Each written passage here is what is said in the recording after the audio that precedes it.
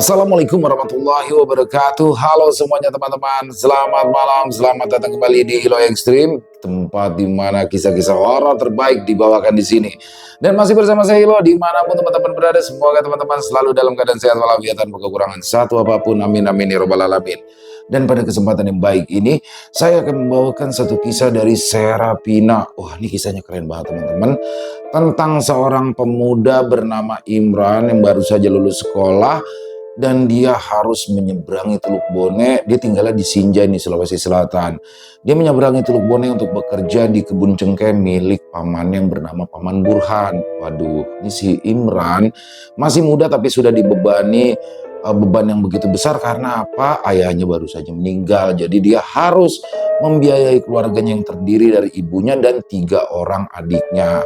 Niat baik yang dia bawa untuk menghidupi keluarganya, ternyata di tempat bekerjanya di kebun cengkeh milik pamannya dia mendapati satu kengerian yang luar biasa. Apa sih kengerian itu?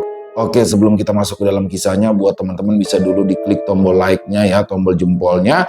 Dan gak pakai berlama-lama lagi, pasti udah gak sabaran kan untuk masuk ke dalam kisahnya. Kita langsung saja masuk ke dalam kisahnya. Budul horor on! Misteri di kebun cengkeh milik Paman Bahar. Nah, maafin Ama sama Bapak ya. Cuma bisa menyusahkan kamu terus. Imran, laki-laki 19 tahunan itu menghela nafas kecil. Saat ini, ia dan ibunya tengah duduk di ranjang kamarnya dan saling berbagi cerita tentang masa lalu dan masa yang akan datang. Sudah genap pula 1 tahun kepergian ayah mereka, dan ekonomi keluarga mereka semakin merosot karena sebelumnya ayah mereka lah yang menjadi penyokong seluruh kebutuhan rumah dan sekolah. Imran sendiri baru menyelesaikan pendidikannya dan sekarang sudah waktunya memperbaiki ekonomi keluarga mereka. Dan tujuan ibu Imran, Bu Siti, mengajak anak pertamanya berbicara adalah tentang hal tersebut. Ada tawaran pekerjaan yang harus mereka pikirkan matang-matang. Ama ini ngomong apa? Aku tidak pernah merasa disusahin. Ini sudah kewajibanku sebagai pengganti bapak. Sudah sepatutnya aku bekerja untuk kalian. Tapi ini jauh, nak. Imran terdiam sebentar. Ia remah tangan dingin ibunya yang ada di lengannya. Coba sekarang Ama jelasin ke aku. Gimana waktu Pua ngomong sama Ama? Dia bilangnya aku harus kemana kalau aku ikut kerja sama dia? Pamanmu itu bilang, kamu bakal dapat posisi yang sama seperti bapak dulu, tapi tidak bisa langsung jadi atasan. Jadi anak buah dulu. Ama tidak tahu posisinya apa, tapi dia bilang, kamu harus ke desa Malomo, Sulawesi Tenggara. Itu jauh dari sini, nak. Dekat itu, Ama, kata Imran dengan senyum kecil. Dari Sinjai ke Kolaka Utara itu tidak jauh. Tenang saja ya. Kalau bapak dulu bisa merantau ke sana untuk keluarga, aku juga pasti bisa untuk ibu dan adik-adikku. Percakapan itu terhenti di sana. Bu Siti akhirnya menyerah dan hanya bisa mendoakan yang terbaik untuk keselamatan dan kesehatan anak pertamanya tersebut. Di rumah sederhana ini, Imran hidup dengan ibu dan ketiga adik-adiknya yang masih kecil. Safa, kelas 3 SMA yang jelas membutuhkan banyak biaya untuk kelulusan, lalu Lani, kelas 2 SMP, dan Akbar kelas 6 SD. Semuanya kini yang menanggung adalah Imran. Malam terakhir di Sinjai terasa ramai sekali di dalam kamar Imran yang disesaki adik-adiknya yang meminta tidur bersama. Tapi jauh berbanding terbalik dengan pikiran Imran yang terasa kosong melompong. Pukul 2 pagi, laki-laki itu belum bisa tertidur, padahal ia harus berangkat ke pelabuhan sekitar jam 5 subuh. Ia duduk di teras dengan rokok yang menyala di sela-sela jarinya. Pandangannya lurus ke arah kegelapan di depan sana. Abang, kenapa nggak tidur? adik pertama Imran itu duduk di samping kakaknya yang langsung bergerak mematikan rokok dan memberikan sarung yang tadinya ia kenakan ke badan adiknya. "Kamu kenapa keluar? Dingin di sini," kata Imran dengan perhatian. Biasanya Safa akan tersenyum senang mendapatkan perhatian dari abangnya, tapi kali ini tidak. "Maaf ya bang, Ade belum bisa bantu abang buat cari uang. Nanti kalau Ade sudah lulus, Ade bakal susul abang ke sana, biar beban abang bisa dibagi." "Apa ini? Kenapa kamu harus ngomong kayak gini? Tidak perlu kamu cemaskan soal uang. Tidak perlu juga kamu ke sana susul abang cari uang. Katanya kamu pengen kuliah. Pergilah kuliah. Abang pastikan kamu bisa jadi orang sukses nantinya." Safa menggelengkan kepala dengan air mata yang mulai membasahi pipi. "Ade tidak perlu kuliah, bang. Tidak apa-apa. Cukup sudah beban abang pada adik-adik yang lain. Ade tidak perlu." Sudahlah. Jangan ngomong yang aneh-aneh. Abang bisa kok. Semuanya abang bisa. Kamu gak perlu mikir yang aneh-aneh. Cukup belajar dan bersenang-senang, oke? Imran menghapus air mata adiknya dan mengajaknya untuk tidur, saling bersisian dengan rasa berat yang teramat dalam. Meskipun sejujurnya, dalam hati Imran juga merasa berat, tidak tega membiarkan ibunya mengasuh adik-adiknya seorang diri. Tapi mau bagaimana lagi? Jika rezeki datang, tidak boleh ditelak, meskipun harus menyeberangi Teluk Bone sekalipun. Keesokan harinya, pukul 5 subuh, Imran sudah menaiki mobil Panther menuju Pelabuhan Siwa yang ada di Kabupaten Wajo. Mobil itu melewati pesisir timur.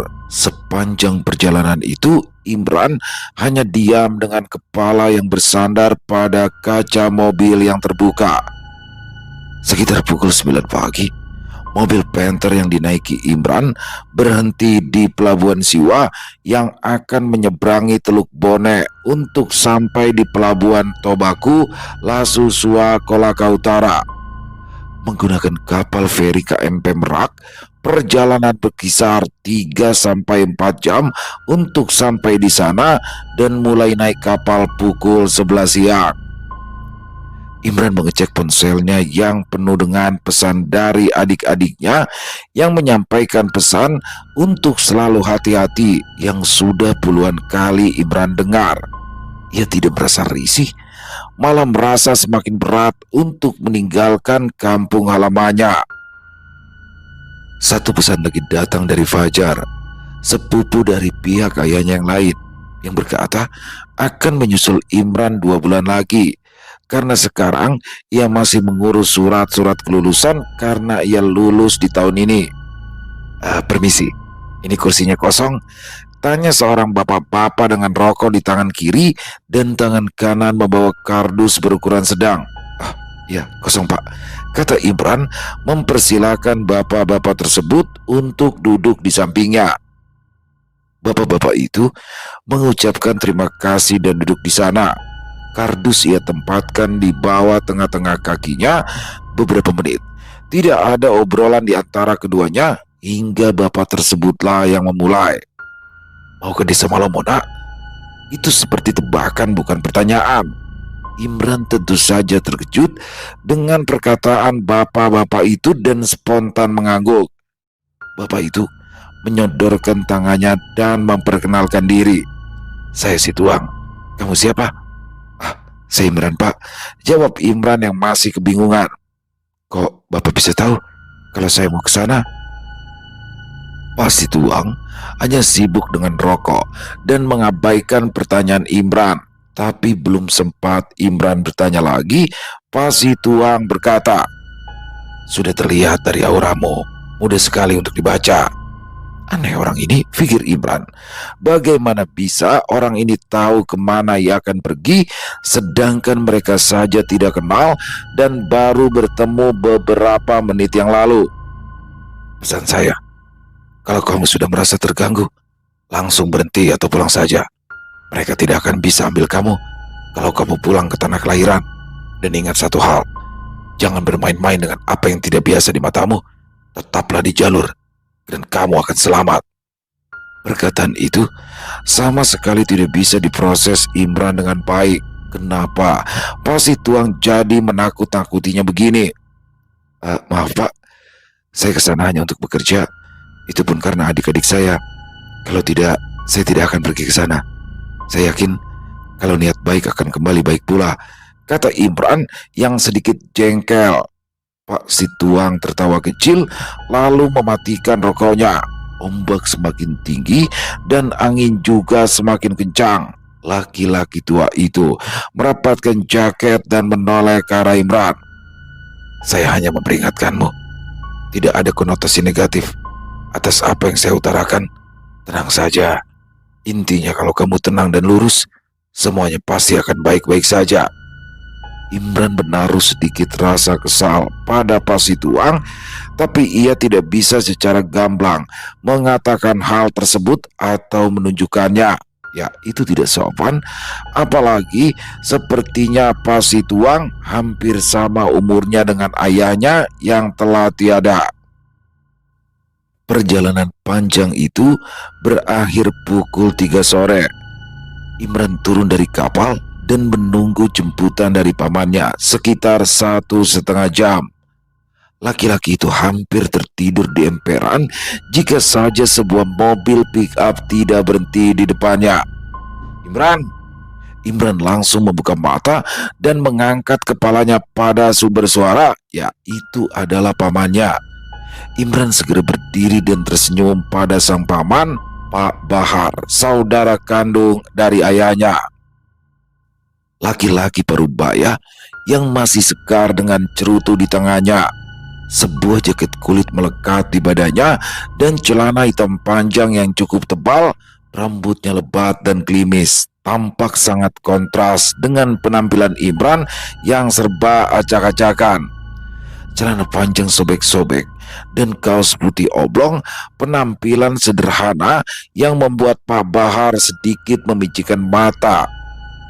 Maaf, kalau buah datangnya lambat Imran.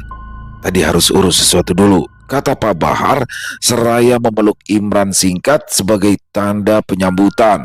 Imran mengangguk. Tidak apa-apa buah, kalau ada kerjaan lebih baik diselesaikan lebih cepat. Jiwa anak muda, bekerja keras. Gelak Pak Bahar kemudian merangkul pundak Imran yang jauh lebih tinggi darinya. Buah senang sekali kamu mau datang ke sini dan menggantikan ayahmu. Buah akan berikan gaji yang lebih besar. Tenang saja, kamu tidak perlu khawatir. Mendengar kata gaji yang lebih tinggi, wajah Imran langsung berseri. Biasa saja Buah, kalau aku kerja bagus, berikan aku gaji yang setara seperti yang lainnya. Ucapan merendah Imran membuat Pak Bahar tertawa kecil. Ia perintahkan sopir untuk mengangkut 2 tas besar yang dibawa Imran ke bagasi mobil dan mereka menaiki mobil menuju perkebunan cengkeh yang merupakan rumah tempat Imran bekerja. Panjangnya perjalanan terakhir ini sekitar 1,5 jam. Cukup jauh dari perkotaan dan masuk ke dalam hutan-hutan sebelum berakhir di kebun cengkeh yang sangat luas.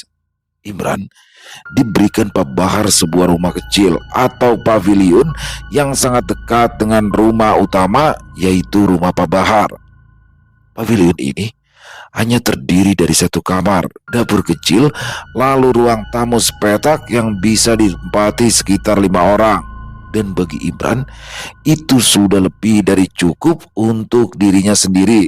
Tapi, jika Fajar benar-benar menyusulan nanti, mungkin lebih dari cukup. Nah, ini tempat tinggal kamu. Pua sengaja kosongkan pavilion yang ini agar dekat sama rumah Pua. Jadi, kalau ada apa-apa, butuh makan, karena kamu tak sempat masak atau yang lainnya, bisa langsung ke rumah Pua. Tidak apa kan Imran? Tidak apa Pua. Ini sudah lebih dari cukup buatku. Pak Bahar menepuk pundak Imran cukup keras sebagai tanda selamat bergabung. Buah beri kamu tugas sebagai pengawas cengkeh. Nanti akan ada orang yang akan menjelaskan pekerjaan kamu. Tapi besok, sekarang istirahatlah. Tata dulu semua baju-baju kamu dan bekerja besok. Keduanya berpisah di depan pavilion. Pak Bahar kembali menaiki mobil. Imran membawa 2 tas besarnya masuk ke dalam sana. Pavilion ini sudah lengkap isinya: kompor, kulkas kecil, ranjang cukup untuk 2 orang, lemari, dan kamar mandi bersih yang ada di samping dapur. Lebih dulu Imran cuci kaki dan mandi. Saat itu juga ia sholat asar, dan barulah setelah itu ia menelpon ibunya untuk mengabari jika ia sudah sampai. Lama berbincang di telepon, Imran merasa kepalanya berat dan matanya tidak bisa melihat jelas. Rasa kantuk dan lelah karena perjalanan menumpuk di pundaknya, dan ia jatuh tertidur setelah mematikan panggilan telepon. Dalam tidurnya, samar-samar Imran mendengar seseorang memanggil namanya. "Imran, Imran." Panggil suara itu dengan nada halus dan pelan. Imran terusik. Laki-laki itu menggaruk telinganya dan berbalik badan. Ia coba abaikan suara yang memanggilnya dan tetap mengarungi mimpi. Tapi semua itu tidak berhenti di sana. Imran merasakan sentuhan halus di pangkal pahanya, merambat naik ke sisi pinggang, dan ada elusan lembut di sana. Tangan itu semakin turun, dan tepat saat itu juga Imran terbangun dan terduduk di tempat, kepalanya menunduk melihat celananya basah. Astagfirullah, mimpi apa itu tadi? Resah Imran seraya mengusap wajahnya kasar. Bisa-bisanya mimpi hal-hal seperti itu di malam pertama aku tinggal di sini. Ya, Imran jarang sekali mengalami mimpi basah setelah waktu pertama kali mendapatkannya saat SMP. Dia merupakan anak yang taat dan selalu membersihkan pikirannya dari hal-hal seperti itu. Hidupnya lurus, hanya belajar, bermain, membantu orang tua, dan selalu seperti itu di setiap harinya. Ia bahkan belum memiliki kekasih sampai hari ini. Itu semua karena Imran tidak begitu menyukai hal tersebut. Kekasih itu tidak penting, tapi keluarga lebih utama. Pada akhirnya, mau tak mau Imran bangkit dari tidurnya, menuju kamar mandi untuk membersihkan dan mensucikan diri. Tepat saat ia selesai dan keluar dari kamar mandi, azan maghrib berkumandang. Ketukan di pintu membuat Imran menghentikan pergerakannya yang akan memakai sarung. Buah, ternyata yang datang adalah Pak Bahar yang lengkap dengan sarung, baju koko, dan peci. "Ada apa, Buah?" "Ayolah, kita berangkat bersama ke musola. Kamu sholat kan?" Tentu saja, Buah. Sebentar, ambil peci dulu." Maghrib itu, Imran dan Pak Bahar sholat di musola yang tak jauh dari sana. Imran baru tahu itu sebab tadi ia tidak melihat keberadaan musola ini. Di sekitaran musola ada beberapa rumah warga dan pavilion yang sama persis dengan milik Imran.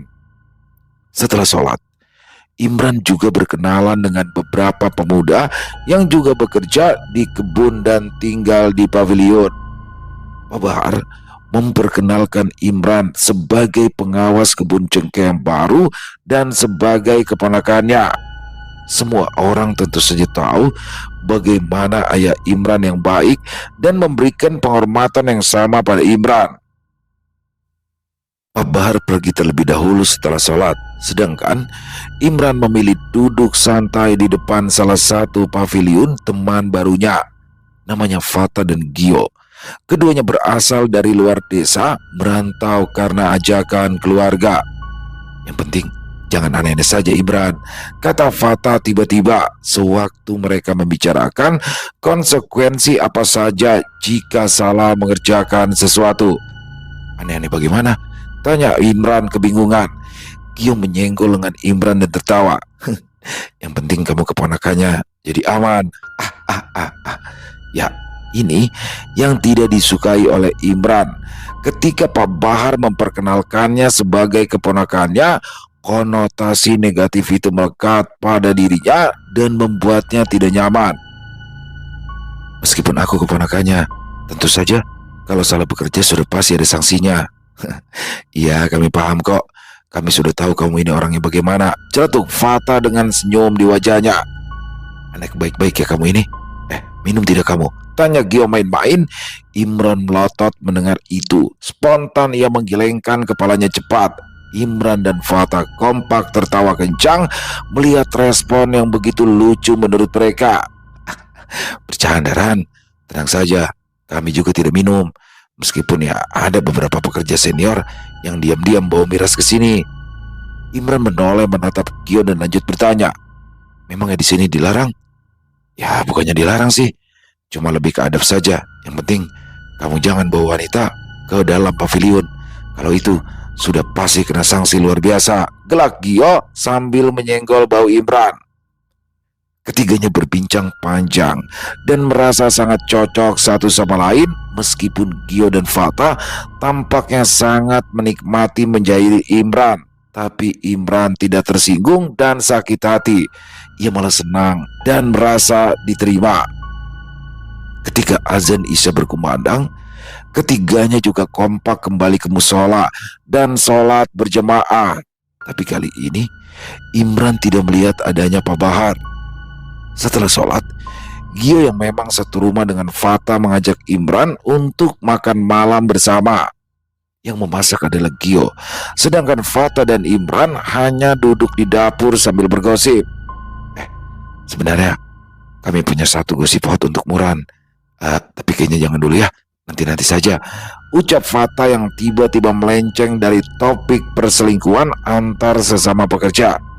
Apa pula gosip itu? Gio menendang Pak Fata untuk tidak membicarakan hal-hal yang aneh. Tidak ada, sudah, nikmati dan rasakan dulu bekerja di sini. Gosip akan berlanjut tanpa henti dan kamu pasti akan tahu semuanya nanti. Imran tidak terlalu memikirkan hal tersebut dan lebih menunggu masakan yang dimasak oleh Gio. Setelah makan, mereka kembali berbincang tanpa kenal waktu. Pukul 12 kurang 2 menit, Gio yang pertama kali menyadari jika ini sudah sangat larut malam. Ia bangkit dari ruang tamu dan pergi ke kamar. Fata menyusul, mengunci pintu setelah Imran keluar. Hati-hati pulangnya, kata Fata. Ya, terima kasih makanannya. Pintu tertutup dan Imran segera berbalik badan menuju ke arah pavilionnya berada. Jalanan sangat sepi, lampu-lampu kekuningan menyinari jalanan.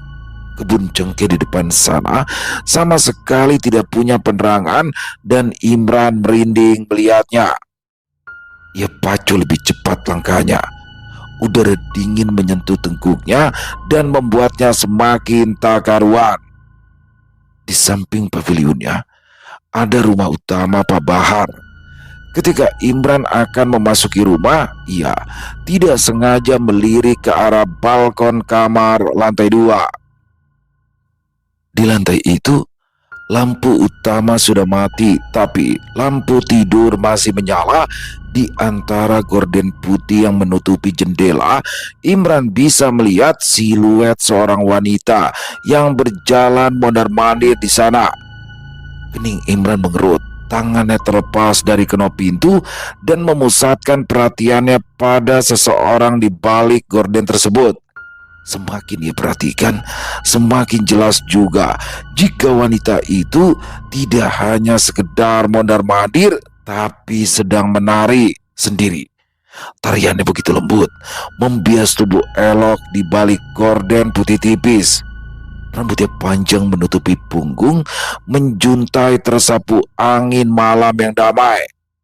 Tubuh Imran beremang hebat dan berasa kepalanya terasa panas dengan rasa tidak nyaman di dalam dirinya.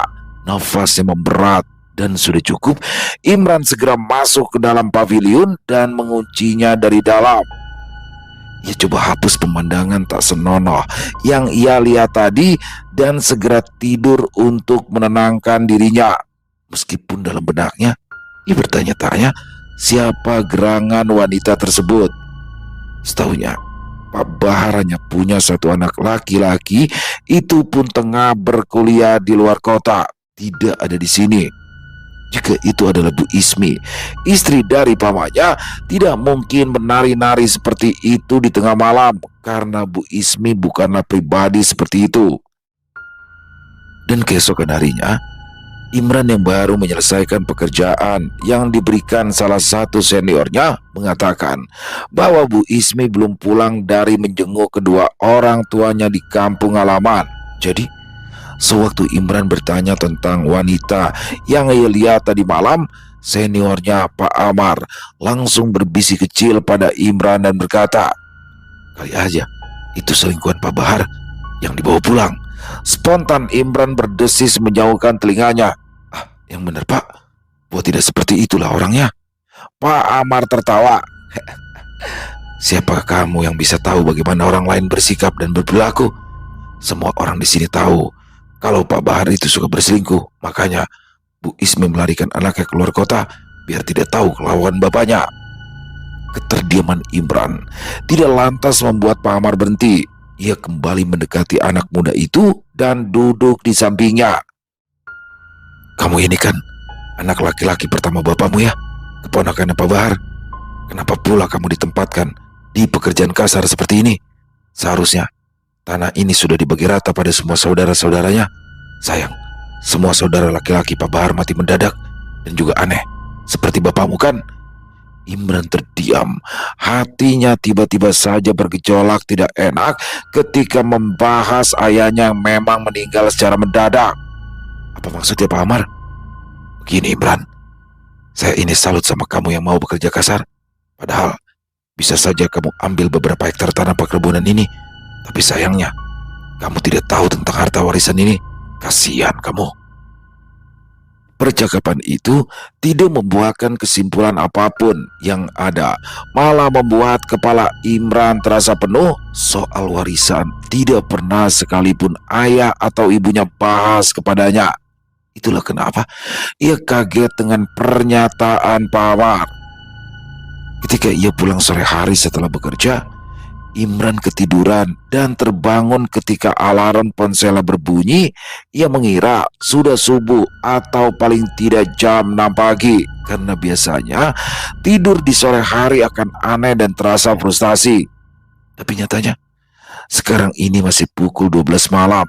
Entah kenapa hati Imran tak tenang. Laki-laki itu bergerak membuka jendela kamarnya dan menatap langsung pada balkon kamar lantai 2 rumah Pak Bahar. Dan lagi-lagi di sana seorang wanita cantik tengah menari lembut. Tariannya mengambang seolah ingin menarik Imran dari sana untuk ikut dengannya. Siapa sebenarnya wanita itu? Kenapa dia selalu menari di jam-jam seperti ini? Ujar Imran dengan bingung. Pada kali ini, ia berhasil menenangkan diri dan segera menutup jendela dan kembali tidur. Saat ini, ia masih bisa menahan rasa keingintahuannya, tapi entah ke depannya. 3 minggu berlalu. Imran sudah paham cara kerja di sini, bagaimana karakter orang-orang, dan bagaimana mengendalikan para pekerja yang suka membantah dan membuatnya kesulitan bekerja. Sepanjang itu pula, Imran masih terfikirkan dengan warisan tersebut. Ia belum berbicara pada ibunya karena ia belum siap untuk membahas ayahnya lagi. Fajar, sepupunya, mempercepat keberangkatan ke sini dan bekerja bersamanya dan ditempatkan di satu pavilion yang sama. Keduanya saat ini baru selesai makan malam. Fajar ternyata bisa memasak dan itu membuat Imran senang karena ia tidak perlu lagi menumpang makan di tempat Gio dan Fatah. "Kamu sudah dibicarain belum sama ibumu?" tanya Fajar tiba-tiba. Imran yang tengah mencuci piring menoleh sebentar. "Memangnya kenapa?" Fajar berdecak. "Benar kata ibuku, kamu ini sama seperti bapakmu, tidak peduli sama harta. Itu loh, perkebunan yang ada di timur, seharusnya itu punya bapakmu. Bicarakan sama ibumu, jangan sampai kamu dimanipulasi sama Pua Bahar." Sedari awal datang, Fajar memang secara terus terang menunjukkan pada Imran jika ia tidak suka dengan paman mereka yang satu itu. Sedari awal juga, Fajar sudah menjelaskan masalah warisan pada Imran. Tanah perkebunan ini dibagi sama rata pada anak laki-laki kakek mereka. Tapi karena semua anak laki-laki sudah meninggal dan hanya tersisa Pak Burhan, jadi beliaulah yang menguasai kebun cengkeh ini. Tapi kayaknya beliau tidak akan seperti Imran. Masih setia dengan agenda tidak percayanya terhadap seluruh cerita yang orang-orang katakan. Beliau itu baik, sudah ajak kita untuk bekerja di sini. Tidak baik itu namanya, tapi memang keharusan. Fajar berdecak dengan keras kepala sebelumnya ini. Begini ya, andai saja orang tuaku yang jadi saudara Puak Barar itu laki-laki, sudah pasti aku akan menuntut bagian perkebunan. Itu pun kalau masih hidup. Nanti dulu sebentar, aku masih bingung. Jadi maksudnya bapakku sama saudara laki-lakinya yang lain itu mati karena buah bahar? Untuk yang kali ini Fajar memberikan 2 jempol. Benar, bapakmu itu kan tidak ada riwayat penyakit sama sekali. Aneh saja, langsung meninggal tanpa keterangan medis. Dan semuanya juga seperti itu. Dan kamu harus percaya, jika buah bahar itu punya semacam peliharaan. Peliharaan? Ya, Imran tahu apa maksudnya peliharaan yang dikatakan oleh Fajar. Tapi ia masih tidak percaya jika buah bahar membunuh saudara-saudaranya hanya karena harta. Karena dari pandangan Imran, Pak Bahar adalah orang yang alim, dermawan, dan baik. Semua gosip hanya ia anggap sebagai bumbu kehidupan pekerjaan. Maka dari itu, Imran tidak ingin memperdulikan apapun selain bekerja untuk keluarganya. Hari kelulusan Safa semakin dekat. Sudah ia lunasi semuanya dan rencananya minggu depan ia akan pulang untuk menghadiri acara tersebut sebagai wali. Pula adiknya yang paling kecil baru saja memenangkan lomba cerdas cermat yang membuat Imran kepalang senang dan sudah membelikan sebuah mobil-mobilan besar yang ia beli dari pasar. Siapapun tidak boleh menyentuhnya, bahkan Fajar yang satu rumah dengannya. Hari-hari terlewati dengan lancar. Sore hari setelah pulang kerja, Imran mengajak Fajar pergi ke pavilion Gio dan Fata untuk makan malam. Tapi Fajar menolak karena laki-laki itu sudah berencana tidur dengan nyenyak dan tidak ingin melakukan apapun. Imran mengerti, dia akan pergi sendiri dan akan pulang membawa makanan. Namun sebelum Imran pergi, Fajar mencegahnya. Ingat, pokoknya jangan dekat-dekat sama rumah buah bahar, apalagi malam. Langsung pulang, jangan lihat kemana-mana atau pergi ke tempat yang tidak jelas, mengerti? Tapi kenapa? Imran mengerutkan kening mendengar nasihat itu. Fajar lebih mendekat dan berbisik. Di sana ada peliharaan buah bahar. Takutnya kamu jadi sasaran selanjutnya. Jadi waspada itu penting. Aku kesini juga karena disuruh ibumu untuk jaga kamu ya. Jadi dengarkan saja apa yang aku katakan. Iya, paham. Pukul 11 malam, Imran baru pulang dari pavilion Fata dan Gio dengan makanan di tentengannya. Kakinya melangkah pelan menuju tempatnya dengan santai. Kegelapan malam sudah membuatnya terbiasa, termasuk ketika ia akan membuka pintu pavilion dan seseorang dari balik gorden putih lantai 2 kembali teriak. Hal ini juga sudah berlangsung selama 6 minggu. Imran bahkan hafal kapan dan tidaknya seseorang tersebut akan muncul. Jika biasanya Imran akan langsung masuk saja ke dalam pavilion, tapi entah kenapa rasa penasarannya kali ini sudah tidak terbendung. Tubuh itu meliuk-liuk dari balik gorden, tampak polos dan merayunya erotis sesaat ketika Imran masih berdiri tegap di depan pintu dengan kepala mendongak menatap kamar lantai 2 itu. Tiba-tiba saja seseorang yang ada di sana menyibak gorden. Dan itulah pertama kalinya Imran melihat dengan jelas bagaimana rupa wanita tersebut. Badan Imran terasa panas dingin. Ubun-ubunnya terasa tersedot oleh nafsu yang begitu kuat. Wanita itu bahkan tidak segan-segan membuka pintu balkon dan menunduk menyapa Imran. Pakaian yang terbuat dari sutra tipis tampak melekat indah di tubuh tersebut, tersapu angin malam yang dinginnya luar biasa. Kabut putih turun seolah tengah menyemaraki keramaian suasana. Sudah kepalang panas, Imran segera berlari menuju bagian belakang rumah Puah Bahar dan menaiki tangga yang memang ada di luar untuk naik ke lantai 2, meninggalkan bungkus makanan di depan pintu begitu saja. Ya lupakan dan buang jauh-jauh apa yang pernah dikatakan Fajar tentang larangan mendekati rumah Puah Bahar. Lorong panjang remang-remang tidak lantas membuat Imran menyerah. Dia tahu di lantai ini tidak ada siapapun yang menempati karena satu-satunya kamar milik anak Pak Bahar ada di depan sana. Masa bodoh. Jika wanita itu benar simpanan pamannya, Imran seolah kehilangan akal dan semua imannya runtuh hanya dengan godaan sepanjang 6 minggu tersebut. Dan saat ia akan membuka pintu kamar yang ia tuju, ternyata tidak terkunci dan Imran segera masuk. Ketika Imran melangkah masuk, pintu kamar tertutup perlahan. Mata Imran menatap lapar pada pemandangan di atas ranjang. Dari balik tirai tipis ranjang yang beredar, wanita itu tergolek di atas ranjang dan tampak benar-benar cantik. Kulitnya putih bersih seperti porselen yang sungguh menawan. Tubuhnya yang molek membuat Imran merasa kedua kakinya bergetar setiap ia melangkah mendekat. Wanginya begitu menyegat, menggetarkan hati Imran yang sudah tidak karuan. "Lama sekali datangnya. Aku sudah nunggu dari kemarin-kemarin," kata wanita itu dengan suara kecil yang mendayu. Tangan dengan jari lentik itu melambai, menyuruh Imran untuk mendekat. Imran telan ludahnya supaya ia semakin mendekat, menjatuhkan lututnya di sisi ranjang. Ketika wanita itu bangkit dari tidurannya dan mulai menurunkan selai kain dari bahu cantiknya, Imran seakan telah melupakan semua tentang ambisi kehidupan untuk adik-adiknya dan pada ibunya.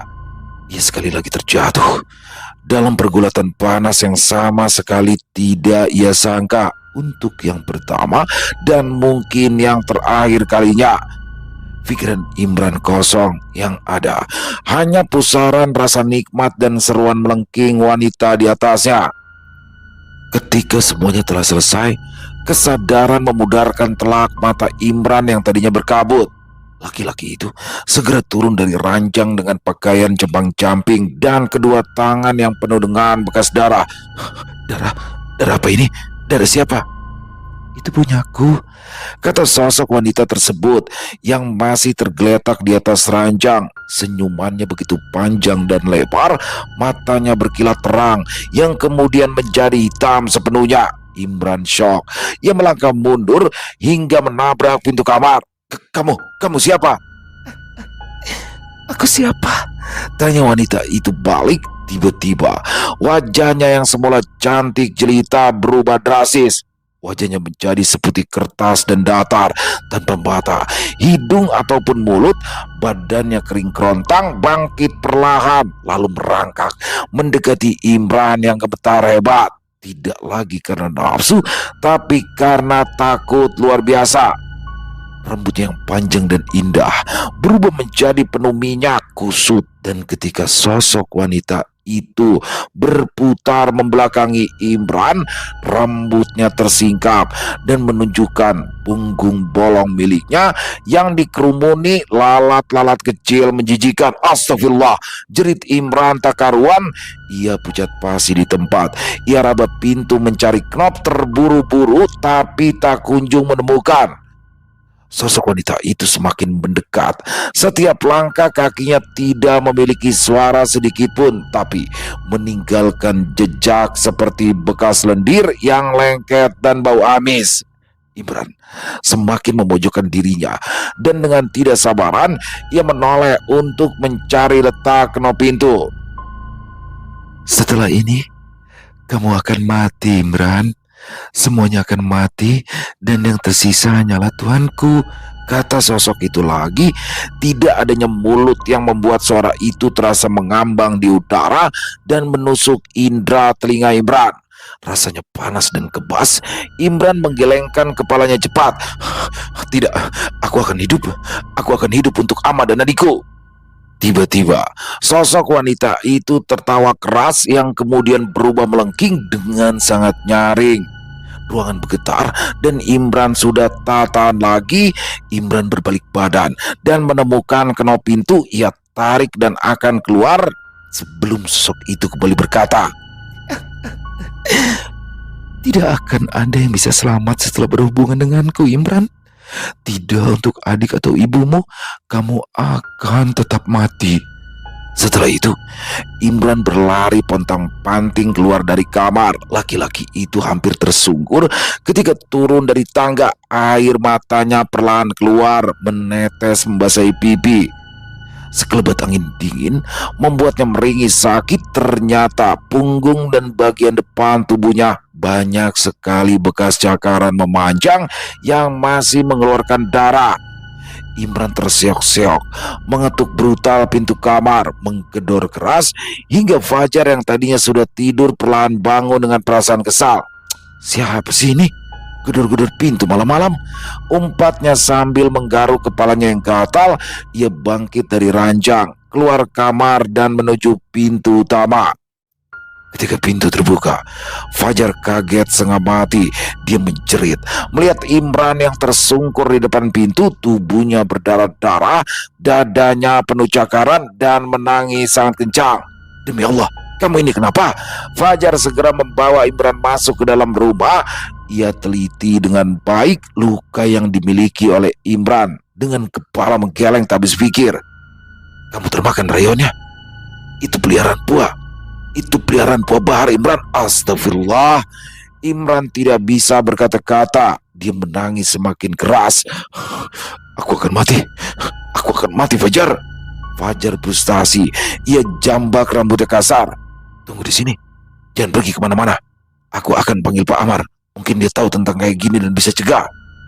Sepeninggalan Fajar, Imran merasa hidupnya yang selama ini sudah ia rawat habis-habisan telah membusuk dan sudah tidak berguna lagi. Seharusnya ia tidak mendekati lantai 2 rumah Puah Bahar dan percaya dengan ucapan orang-orang mengenai keburukan orang yang ia bela. Seharusnya ia mendengarkan Fajar dan tidak melakukan hal-hal aneh yang akan berakhir fatal. Selama 20 tahun ia hidup, baru kali ini ia terlena dan jatuh ke dalam jurang kematian yang didasari kenikmatan. "Ama, maafkan Imran, Ama. Maaf." Lirih Imran dengan suara bergetar. Nafasnya terasa sudah di ujung, dadanya sesak, kepalanya terasa akan meledak. Pak Amar dan Fajar datang tergopoh-gopoh dengan Fata dan Gio juga. Wajah mereka kaget, tidak percaya dengan apa yang tengah mereka lihat. Pak Amar mendekati Imran. Ia hanya menggelengkan kepala. "Maaf, saya tidak bisa membantu apapun." "Bagaimana tidak bisa, Pak? Ayolah, Pak. Apapun yang Bapak bisa. Atau kita panggilkan Ustadz dari kampus sebelah atau yang lainnya." Fajar mendesak Pak Amar dengan mata basah. Fata maju dan meremat pundak Fajar erat. "Jangan kayak gini, Jar. Meskipun kamu datangkan Ustadz dari kampung manapun, Imran tidak akan pernah bisa tertolong. Sebenarnya apa yang dipelihara oleh Puah Bahar? Kenapa tidak ada obatnya?" tanya Fajar bergetar. "Kandole," jawab Pak Amar sambil memandangi wajah Imran yang juga menatap ke arahnya. Gio dan Fata yang tidak tahu menahu langsung bertatapan dan mereka tidak mengira bos mereka memelihara makhluk sekejam itu. Makhluk itu tidak akan melepaskan korbannya sebelum korbannya berhubungan pada dengannya. Kandole akan menyerap semua energi vital si korban dan mengambil jiwanya secara perlahan. Penjelasan Pak Amar membuat mereka semua merinding hebat. Fajar semakin tidak karuan. Ia berjongkok memegangi wajah pucat Imran dan berusaha menyadarkannya. "Imran, bangun. Kamu harus bangun. Kamu harus ingat adik-adik sama ibumu. Kamu minggu depan harus balik ke desa untuk lulusan adikmu. Jangan lupa, mobil mainan yang tidak boleh aku sentuh itu. Imran, bangun Imran." Sekeras apapun Fajar berusaha menyadarkan Imran agar tetap bertahan, nyatanya tak akan pernah bisa. Perlahan, badan Imran merinding hebat.